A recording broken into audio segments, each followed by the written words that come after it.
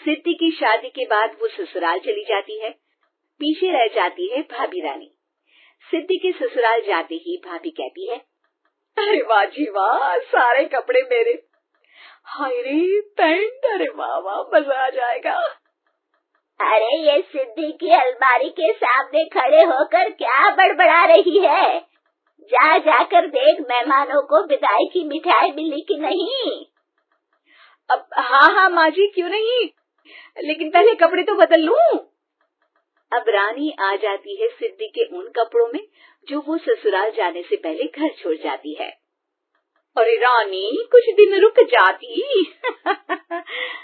अरे ये तो सिद्धि बिटिया को मैंने ही दिया था, बड़ा ही फपता था उस पर, तुझ पर तो कुछ खास नहीं लग रहा। अब वो ना मेरे सारे कपड़े गीले थे तो सोचा पहन लूं। वैसे भी सिद्धि को कौन सा भी पुराने आउटडेटेड कपड़ों को पहनना है। वैसे भी ये सूट तो मैंने तभी पहना था, वैसे खास है भी नहीं ये। हाँ ठीक है, लेकिन ना मेरी सिद्धि पर तो जमता था।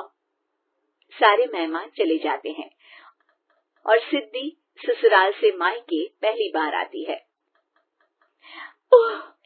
अपना घर, अपना कमरा, अपनी अलमारी। ये बोलकर जैसे ही सिद्धि अलमारी खोलती है तो सामने उसके कपड़ों की जगह कुछ और ही रखा होता है। ओ माँ, जरा कमरे में तो आना। सास और रानी वहां पहुंच जाते हैं। रानी ने पहनी होती है सिद्धि की जींस और टी शर्ट। अरे भाभी, ये क्या?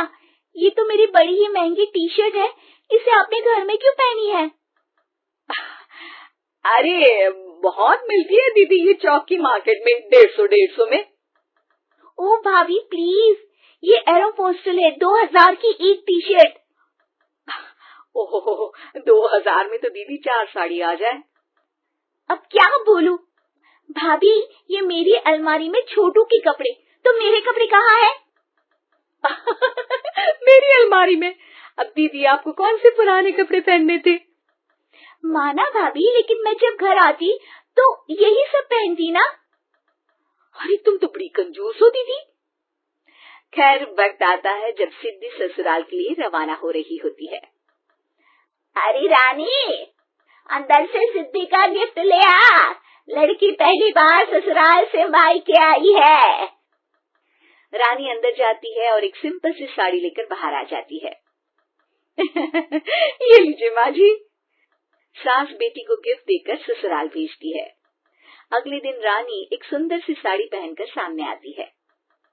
अरे रानी, ये तो वो साड़ी है जो मैंने सिद्धि को देने के लिए दी थी जब वो ससुराल ले जाती, लेकिन ये तूने कैसे पहन ली? अरे माँ जी, ये साड़ी तो मुझे बहुत पहले से ही पसंद थी, लेकिन चिंता ना करिए, मैंने सिद्धि के लिए भी अच्छी सी साड़ी दी है। हाँ। तभी सिद्धि का फोन आता है। क्या माँ, कुछ अच्छा तो दिया होता ससुराल ले जाने के लिए। अरे पहले दिखा दिया होता। ये चमकते हुए पैकेट में नौकरानी वाली साड़ी मत दिया करो माँ। अरे बेटे, वो तेरी भाभी ने ना गलती से उससे पैकेट बदल गया। हाँ, मैं कल ही तेरे भाई के हाथ से तेरा वाला पैकेट भेज दूंगी।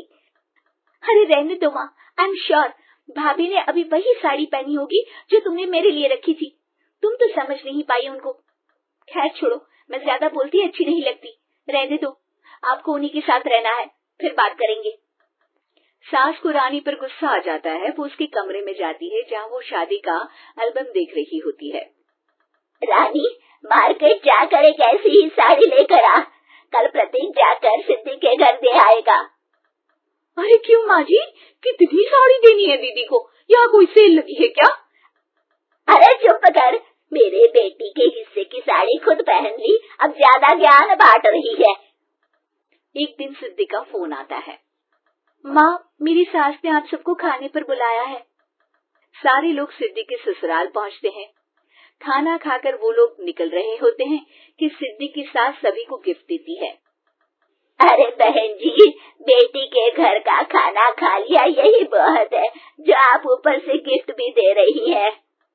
अरे बहन जी, आप भी कहाँ इन बातों पर विश्वास कर रही है। सास सभी को गिफ्ट देती है, लेकिन रानी को जो साड़ी देती है वो अजीब सी हरे रंग की लाल रंग की बड़ी छाप वाली होती है। अरे छी, ये कौन पहनेगा? सासू माँ को तो जरी वाली इतनी सुंदर और मेरे लिए ये नौकरानी वाली।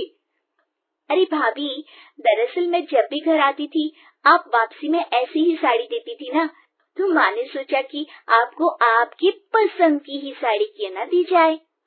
बेचारी रानी, बोलती भी तो क्या। सिद्धि और सास रानी का चेहरा देखकर हंसने लगती है, तो रानी समझ जाती है कि अपने ही बिछाए जाल में वो फंस चुकी है। यहाँ का रश यही है मेरा स्वाद, हर कदम पे बढ़ूं ना हूँ इसमें रुका, दिल में है जुनून बोलो यारों सारे, हिप हॉप की धुन में है जीने का इजहार।